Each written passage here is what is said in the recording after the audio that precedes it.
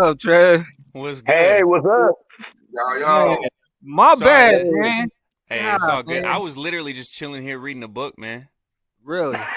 Yeah, I was like, I saw the message and I was like, oh, 30 more minutes. I was like, cool. I'll just keep reading this book, you know. What you reading, man?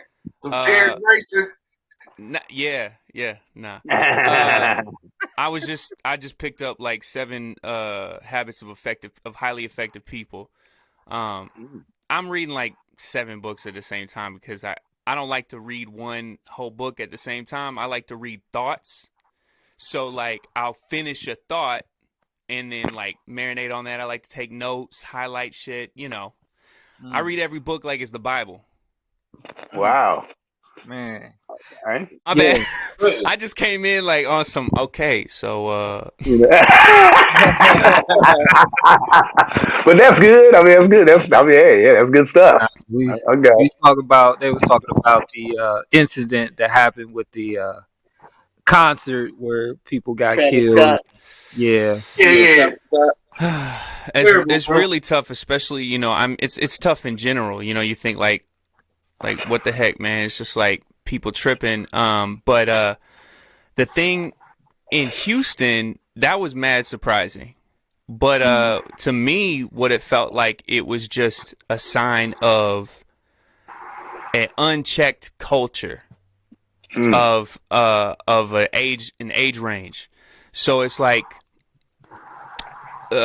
we've made so much room in society for people to feel free through the digital internet. You know what I Too mean? much freedom is a real Um, thing. yeah. So like they think that in the real world they can act the same way that they do online, but Mm. there's real life consequences. Um, it's kind of like when you say Twitter fingers, right? Right? We all Mm. know, come to learn what that means. Well, there's also like Twitter life or Reddit life. You know what I mean? And Mm. that's not how it works. So when you've encouraged a certain amount of a certain type of behavior online, you know, kids are gonna be kids, man. Mm. They gonna Yeah. come and they gonna show up and they gonna try to prove themselves in it. And then you know what? There's a whole world of followers right now. Whole world of followers. Tell them again. Mm. Yeah. Mm. Well, Yeah. welcome back to, far as I'm concerned. Anyways, I've been my a bad. I'm fan. trying to be Kanye right now, I guess. Nah, There's no such thing as too deep. You can't get too nah, deep. nah. You good? I came on and said I'm reading this the books of life right now and The 40 start talking laws of about power. the root of Talking all all evil. I don't know. spiritual and stuff, bro. That shit is deep. I That ain't even Kanye lying. went viral though. That Kanye one Yeah. went crazy on Drink Champs. That That video. was interesting. Yeah, that dude's pretty intelligent. At the He end made of the me day. check myself. I was looking. I was like, you know what? He's not wrong. He has always said exactly what he wanted to say Mhm. at any given state and time. When he was broke, when he wasn't broke, he's always been Yeah. him. That was something that I was Mm. like, I need to always be myself no matter what. That's hard. Mm. That's hard, especially Mhm. on without a gate. You know what I'm saying? Mhm. Mostly Right. because everybody's always judging you. And you always trying to make sure you don't get judged and fit in the right spaces, especially as an artist. That's got to be an artist trying to be yourself as an artist because you want to be accepted by the masses eventually, by Yeah. everyone. But Yeah. man, I feel you, man. You can achieve it, and that's where it's at. Be yourself. I mean, I Right. guess there's two ways you could look at it. For him, he's got enough money to where it doesn't matter.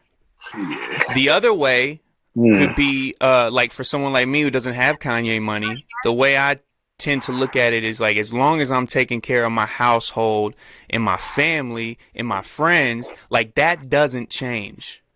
So that's my reality that I take hold in. You know what I'm saying? Yeah. Yes, sir. That's my FU money. Yeah. It's my FU relationships. Mm. You know what I'm Man, saying? you've been in music your whole life practically, huh? Yeah, I hit 20 years this last year. Yeah, 20 Oh years. wow! Congrats. Thanks. Yeah. Years. Yeah, I picked up the guitar when I was 13. I've been singing for a while, but it was when I was 13 that I legitimately started creating music.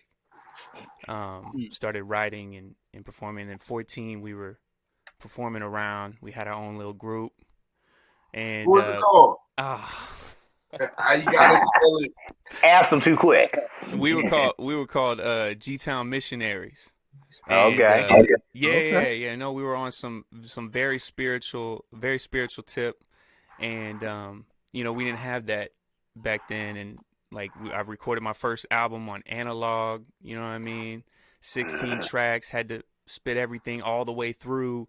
You know what I mean? You had to get it all in one take, and you had to One choose take. what's gonna be on this track, what's gonna be on that track. All the backgrounds were the backgrounds. You know. So you Um, used to working with different members, different artists, working with a team, that kind of thing. You yeah. solo now, or you still got a team? Well, I mean, I'm a solo artist now for the last 5 years. Still have a team though in general, which I'm very grateful for.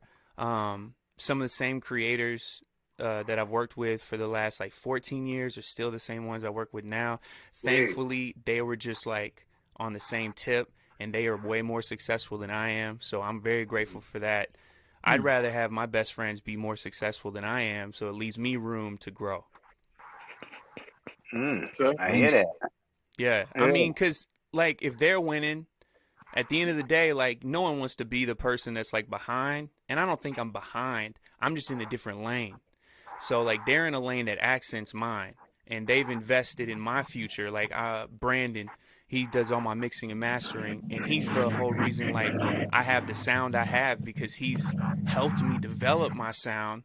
Even helped me when I moved, from Houston, and he helped me get the right setup that I needed to get. I was already a sound engineer by trade, but like I wasn't like a producer sound engineer where I was working it anymore because I had people who were extremely talented, right? So people like him he said to me one time, he's like, yeah, man, I spend the most time on your masters because I'm betting on you. There's a reason why, you have everyone knows that's in the industry, like if you come up with someone and they're like you've been down and you stay down, your price don't change with them, right? But their price changes to everybody else. Brandon is one of those people for me. Seem like you get hell attention on YouTube, TikTok, stuff like that, man. Now with you growing and stuff, man, how is it, getting all that attention, getting all that fame, getting recognized amongst the masses and stuff, having your city rep you? Is it a little overwhelming at times, or do you ever feel like you're not ready? Nah, man, I was born ready. Yeah, man, like I was made to do what I do. I love people. I may not like everybody, but I do love people. So like, I just have a endless amount of love. I'm very grateful that I was blessed with that.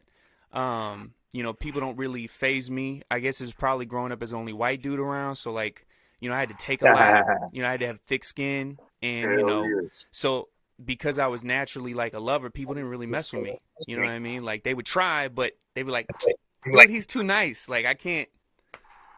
Like he's not even phased by this. I'm like, yeah. I mean, I joined them and cap on me. You know what I mean? Oh, I would say it wasn't until like I got the blue check that people started treating me different.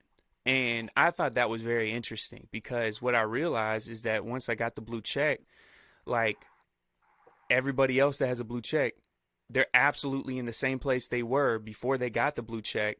It's just a tool in the industry to be like, hey, I'm a worker and people have spoken about me enough in press to where like you should also speak about me.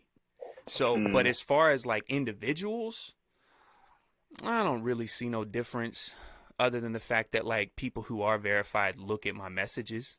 You know what I mean? Like I'll send messages to really big people and they'll look at it and respond. That's about it. So you just got to be more strategic about it. But other than that, like we were just talking about, real life does not like social media. Yeah, a lot of people don't know this, but social media only equates for 7% of word of mouth. And word of mouth equates for up to 50% of business.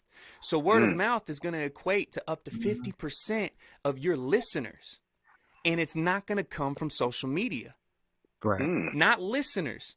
Maybe perceived clout or like one singular action or like a view really, but a conversion to a listenership, only 7% of that is going to come from social media. So like the moves right now, what I'm really grateful of is the relationships are coming. I used this term with someone recently. It's like a brain, okay? Your relationships are like a nervous system, all right? You have your cores right here, and your nervous system sends out a message through each of the little nerves, and they light up, all right, when you do something. If you've properly developed your life relationally, when you do something, it's going to light up through those relationships just like naturally when you do something. And what's happening now is I didn't even do a music video for this single that I'm dropping, that I'm just dropped, this Christmas song, but I sent it out to like all the DJs that and they sent it out to more DJs, and then I treat them well because I love them, and there's a relationship there. I make sure they get their custom, drops. I know what to do to give them that. I give them their stems separated, so if they mix, and then not only that, but like the relationships of the people on the song, and then I don't know how valuable they are really because we only know each other personally. I don't know, but now you're starting to see, because of these personal relationships, people's value that you weren't basing your relationship on will then show. And so we're getting a lot of play on radio right now that I've never had before. And I didn't even do a PR campaign for this. Wow. So would you say that the DJ is important? Because we were just talking about that on Spitfire Radio. It might have been the last week or week before last, but we're talking about how it seems like the DJ is missing out of new school, hip hop or whatever. Do you think that the DJ is intricate part of this whole thing? You can't do it without the DJ. You can't have a long career without DJ support. You can have a moment, because you can force DJs to play your record. Sure, if you have a moment, that's really rare. But if you want to have a long-lasting career independently, you better appreciate the DJs, because the only thing is that they're the ones who are actually promoting the records. And remember what I said before, word of mouth equates up to 50%. And the DJs are the ones with the direct word of mouth. But social media only does 7% of that 50. A lot of us DJs, we always want to share the next thing or the next big thing with each other. And we do. A lot of people that have been on this show has been because of other DJs that said, "Yo, D, check out this cat." And the same for your situation. I've sent, just like you said, I've sent your song out to a couple DJs. They're Thank looking you, man. for Christmas songs. You know what I'm saying? We don't want to play the typical. We want to hear something different. Yeah. Which, though, that's a good move, because we discussed that about Christmas music, is that's a check for life if it blows up. Every year. I mean, if it's at least playable. We figure, look, we'll see how it do, and then if it does all right, which it has been, and it hasn't even barely started, next year we'll put some money behind it. Yeah, because Mariah Carey's still eating, and Curtis Blow's still eating, and that was back in the 70s. Run DMC still eating. Yeah, there's so Mariah many. ain't been relevant in probably 15 years, and listen, she still every single year has an Apple special for Christmas, singing the same song. She's the Christmas queen. Yeah, true indeed. Yeah. Same song every year. But that song really is good, though. Is a Christmas album in the works? Then you gonna do a whole album, or was this just a one-off with this single? It was a bucket list check. All right, man, don't say that. I'm feeling that. I'm Why are you doing a whole Christmas album? Look, I'm always right, and I'm always gonna push the boundaries. But I had a vision for this last December.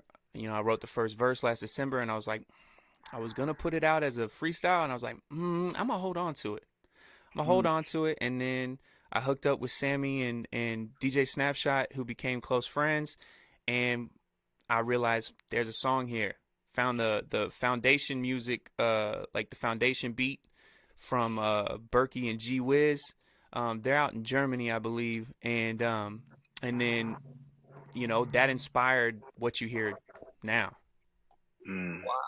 Yeah. If you've So worked I with like any, to produce into a record. So like I like to get inspiration from like a record, from like a foundation that isn't too far along, and then I like to make it my own, and I like to bring somewhere. So like someone could like I like to buy exclusives, but let's say exclusives aren't available, and in the past like there's been times where like someone sent me and said, hey, hey, this person did a song to the same beat.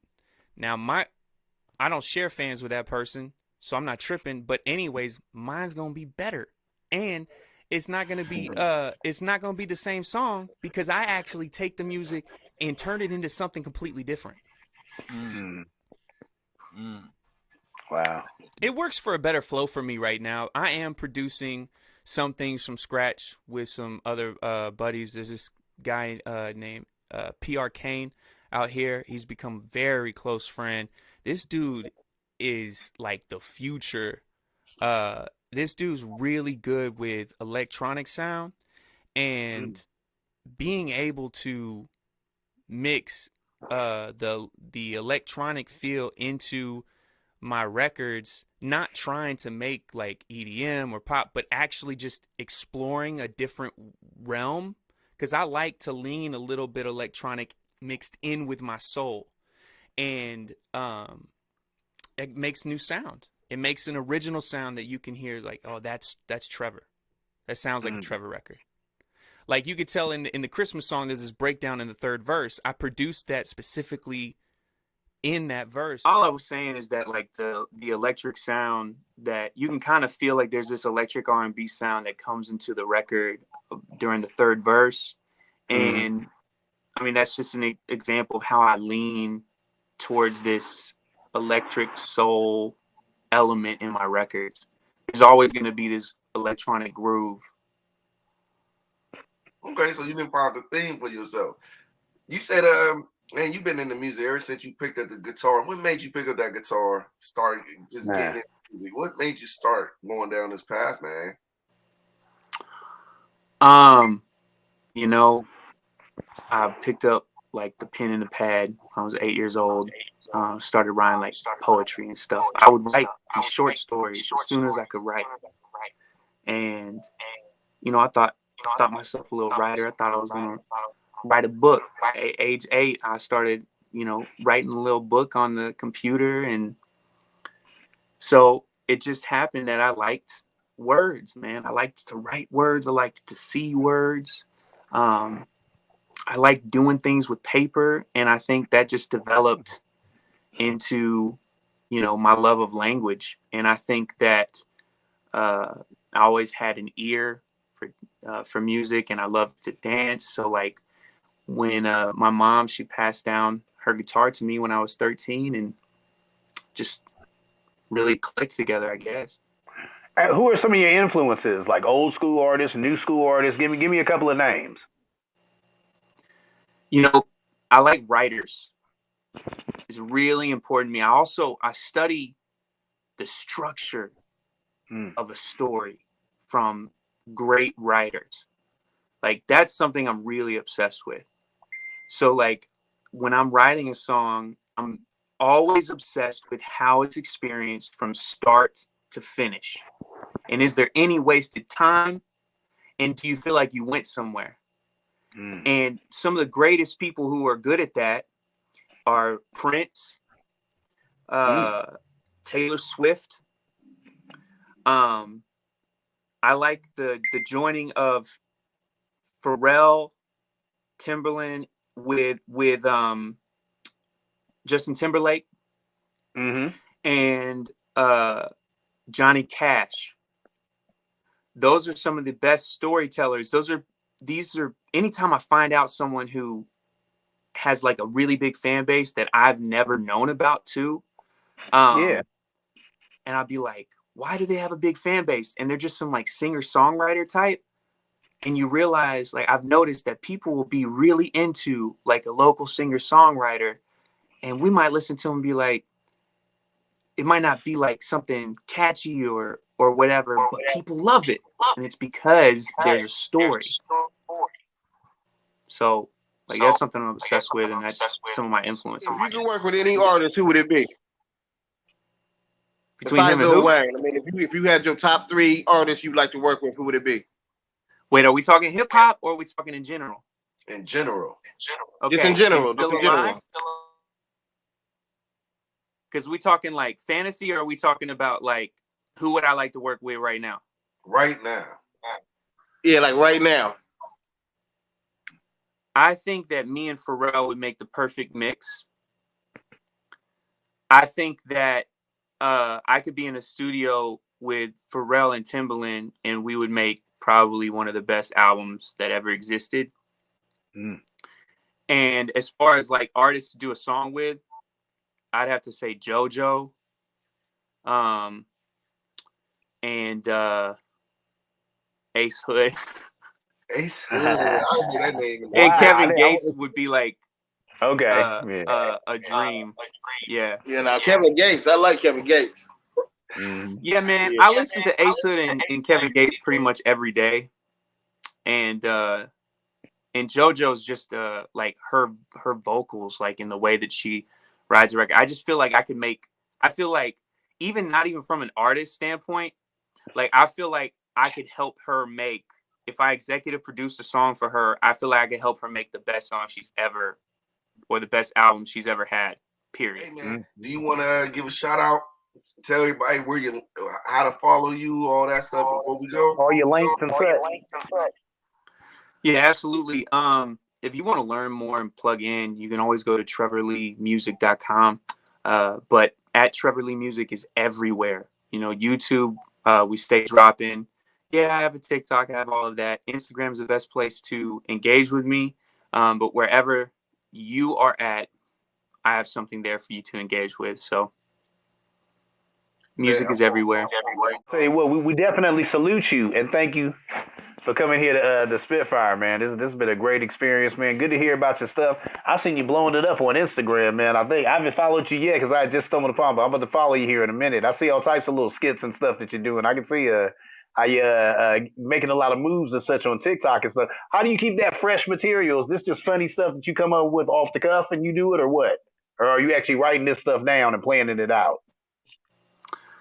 Yeah, everything is planned 1 to 2 years in advance. So everything you're experiencing now is old to me. Oh wow, okay, yeah. I'm like, wow, all right, yeah. Yeah. This is probably the next record is like 2 years old that's gonna drop. This record, what we cut it close. Sometimes something will hit me and I think it needs to be in the pipeline sooner than later, only because it makes more sense. But yeah, it's like building an empire or a business that's building that's releasing products. It's about the audience experience. So like everything needs to make sense as you've plugged in. Like I'm not gonna take you to the end result. It's also like, you know, Apple, they have already like the iPhone 29, you know what I mean? Like, but they're gonna keep releasing iPhone 11, iPhone 12, 13, 14, all the way to 29, because they're not gonna waste the developments in the journey. But anyways, I want to give a big shout out to DJ Depoys for always supporting, and I want to say thank you so much for having me on, guys. It was really a pleasure talking to y'all. And we look forward to interviewing you in the near future, man. For sure. Yeah, we'll be back when we have more time and we don't miss the time zone difference. But thank you so much, guys. I'll let y'all to it. Y'all got some more interviews to do, but thanks for having me on for real. I appreciate y'all. Oh yeah, thank you. We'll do it again real soon, man.